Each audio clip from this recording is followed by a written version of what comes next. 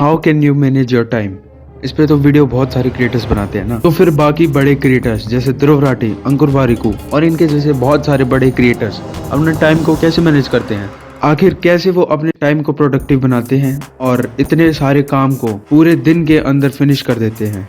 तो मैं आज कुछ ऐसे फर्स्ट ऑफ फॉर्मूलाज बताने वाला हूँ जिससे ये सारे बड़े बड़े क्रिएटर्स अपने टाइम को कैसे मैनेज करते हैं, इनको कैसे प्रोडक्टिव बनाते हैं और इतने सारे काम को एक ही दिन में फिनिश कर देते हैं। स्टार्ट करते हैं with point number 1, time tracking activity.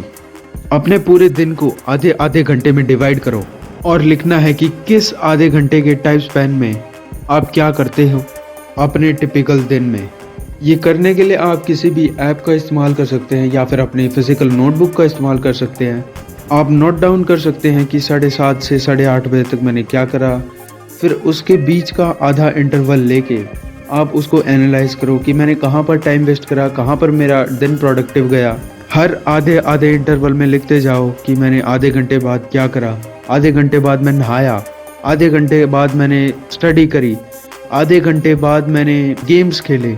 एक टिपिकल दिन, आपकी ज़िंदगी का जो आम दिन होता है, उसमें आप क्या क्या करते हो। अगर आपको कोई फिजिकल नोटबुक में अपना दिनचर्या नहीं लिखना तो आप किसी भी मोबाइल ऐप को डाउनलोड कर सकते हैं। इसका बहुत अच्छा ग्रेट एग्जांपल है आपके फ़ोन के अंदर जो नोट्स ऐप है, आप उसका इस्तेमाल कर सकते हैं और अपने पूरे दिनचर्या को आधे आधे घंटे में डिवाइड करके उसके अंदर लिख सकते हैं। अब यहाँ पर अगर आपने अपना आधा दिन पूरा वेस्ट कर दिया है तो आप कल से भी इस फॉर्मूले को इस्तेमाल कर सकते हैं और बाकी का बचा हुआ आधे दिन में आप रेस्ट कर सकते हैं। आप कल सुबह उठते ही अपनी टाइम ट्रैकिंग करना हाफ इंटरवल्स में, ताकि आप शाम को उस नोटबुक को देखो या फिर उस ऐप को देखो तो आप अपने टाइम को एनालाइज कर सको। हो सकता है जब भी आप ये चीज़ करने की कोशिश करें तो आपको लगता है कि ये क्या कर रहा हूँ मैं, आधे घंटे के इंटरवल्स को कौन लिखता है। लेकिन ये कोई ऐसी चीज़ नहीं है जो आपको हर दिन करनी हो।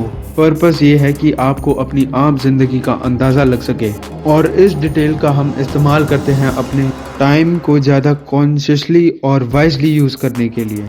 जनरली जब आप ये फॉर्मूला यूज़ करने लगोगे तो आप नोटिस करने लगोगे कि किन इम्पोर्टेंट अपॉर्चुनिटीज़ पे आप टाइम वेस्ट कर रहे थे। खुद की रिपोर्ट पढ़कर आपको रियलाइज़ होगा कि मैं किन फालतू चीज़ों पे अपना टाइम वेस्ट कर रहा था। एक टिपिकल दिन का आपको एक्सपोजर होना बहुत ज़रूरी है। इस बात का एग्जांपल मैं ले सकता हूँ आपकी सोशल मीडिया रूटीन से। आप सोशल मीडिया पे 4-5 घंटे वेस्ट कर देते हैं जो कि आप रिलैक्सेशन या फोकस के लिए यूज़ कर सकते थे। सोशल मीडिया बहुत एडिक्टिव हो सकता है, लेकिन अगर आप उसे वाइजली मैनेज करें तो टाइम को कंट्रोल कर सकते हो। तो ये हुई हाफ आवर मैनेजमेंट की बात। अब हम बात करते हैं सेकंड पॉइंट की। सेकंड पॉइंट की तरफ मूव करने से पहले मैं आपको एक कहावत सुनाना चाहता हूँ, do not Penney wise pound foolish. इसका मतलब है 5-10 रुपए बचाने के लिए अपना टाइम बर्बाद मत करो। जी जान लगाने की ज़रूरत नहीं है। उस 1000 रुपए को देखो जो आप खो रहे हो किसी और चीज़ में। ये एक मेटाफर है बताने के लिए कि लाइफ में जो छोटी मोटी चीज़ है उस पर ज़्यादा फोकस ना करके आप किसी बड़ी चीज़ पे फोकस करें। कोई भी चीज़ जिसमें 3-4 मिनट से कम का टाइम लगता है, उस चीज़ पे ज़्यादा अटेंशन ना देके आप किसी और बड़ी चीज़ पे फोकस कर सकते हैं। छोटी मोटी चीज़ों पर आप ये मत सोचो कि मैं यहाँ पर टाइम बचा सकता हूँ, उसकी जगह आप बड़ी चीज़ों पर टाइम फोकस करो। आप 2 घंटे 3 घंटे से ज़्यादा बड़ी चीज़ पे फोकस करो। उन चीज़ों पर अटेंशन दो जो आपका ज़्यादा टाइम ले रही है। उन चीज़ों पर फोकस करो जो आपका ज़्यादा प्रॉफिट जनरेट कर रही है। फॉर एग्जांपल, अगर आप अपने दिन का 1-2 घंटा लगाते हो अपनी ट्रैवलिंग के अंदर, ट्रैवलिंग करते हो उधर से घर तक, घर से ऑफिस तक, और अक्सर आप ट्रैफिक में फंस जाते हो, तो आप यहाँ पर टाइम बचाने की कोशिश कर सकते हो।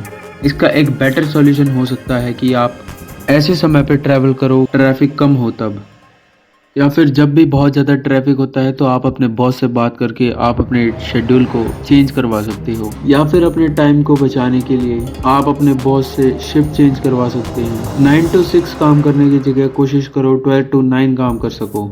और अगर ये पॉसिबल नहीं है तो कोई बेस्ट सॉल्यूशन ढूंढो अपने टाइम को बचाने का।